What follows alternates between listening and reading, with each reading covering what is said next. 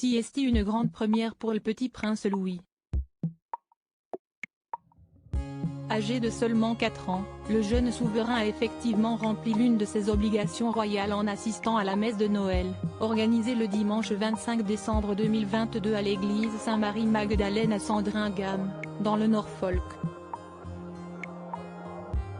Forcément, le petit frère de George et Charlotte, 9 et 7 ans, était attendu au tournant puisqu'on ne l'avait plus vu faire d'apparition en public depuis cette fois où il avait été globalement ingérable, au balcon de Buckingham Palace, lors du jubilé de platine de son arrière-grand-mère, feu la reine Elisabeth II.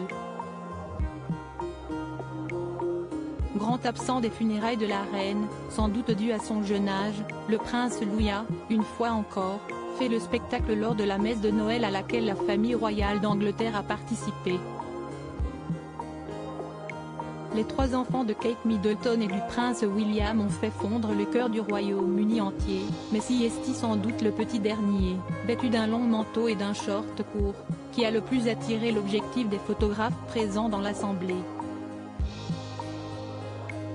Le petit garçon n'a pas hésité à courir dans tous les sens, à faire des sourires, des coucous et des mimiques dont lui seul a le secret face à la foule, et il a notamment passé son temps à tirer sur la main de sa mère, la princesse de Galles, pour que celle-ci avance plus vite.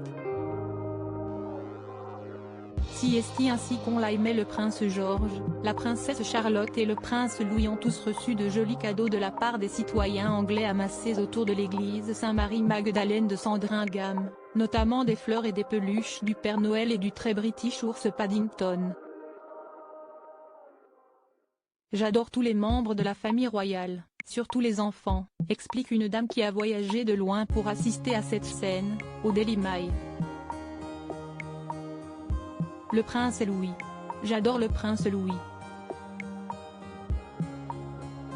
Il est toujours effronté, mais CST Louis, et CST ainsi qu'on l'a aimé. C'était une première, également, pour le roi Charles III, qui est venu saluer le peuple anglais lors de cette messe à la place de sa défunte mère.